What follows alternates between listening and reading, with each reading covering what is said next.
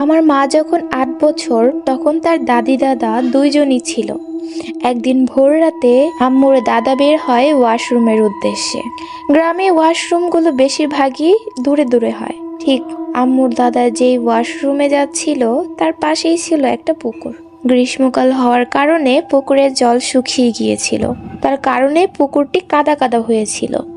সে washroom থেকে বের হয়ে যখন ঘরে যাবে তখনই তার মনে হলো যে সে আর সামনে আগাতে পারছে না, একই জায়গায় দাঁড়িয়ে আছে। তখন সে বুঝে গেল তাকে কানাউলা নামে একটা আত্মা আটকে রেখেছে। সে অনেক চেষ্টা করেও সেখান থেকে বের হতে পারছিল না। তখন খেয়াল করলো তার ঘাড়ে কেউ গরম নিঃশ্বাস ফেলছে। ঠিক তখনই জোরে জোরে ভোরের আজান দেওয়া শুরু করলো, মানে ফজরের আজান দেওয়া শুরু করলো।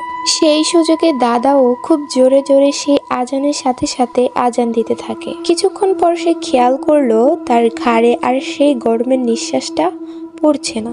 এই সুযোগে দাদা দৌড় দিয়ে বাড়িতে গেল। পরের দিন সকালে তার জ্ঞান ফিরে। আমাদের বাড়ির একটু দূরেই একটা ব্রিজ ছিল। সেখানে একটি ছেলে তাজিম এবং একটি মেয়ে মেঘলা। মূলত ছেলেটি মুসলিম এবং মেয়েটি ছিল হিন্দু। কিছুদিন পর জানা যায় মেয়েটি প্রেগনেন্ট। মেয়েটি ছেলেটিকে বলল তাকে বিয়ে করতে, কিন্তু ছেলেটি রাজি হয়নি। পরের দিন সকালে জানা যায় ছেলেটি ওই গ্রাম থেকে পালিয়েছে। এই দুঃখে মেয়েটি পরের দিন সকালে একটি গাছে ফাঁসি দেয়।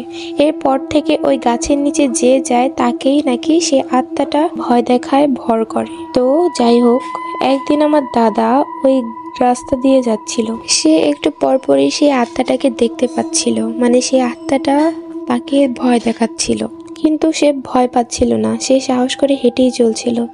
একসময় আত্মাটি উধাও হয়ে যায়, দাদাকে আর ডিস্টার্ব করে না। তো গল্পটা এইখানেই শেষ হলে হয়তোবা ভালো হতো, কিন্তু এইখানেই শেষ নয়। ওই দিনের পর থেকে প্রতিদিনই সে এই আত্মাটাকে দেখতে পেত। তো এই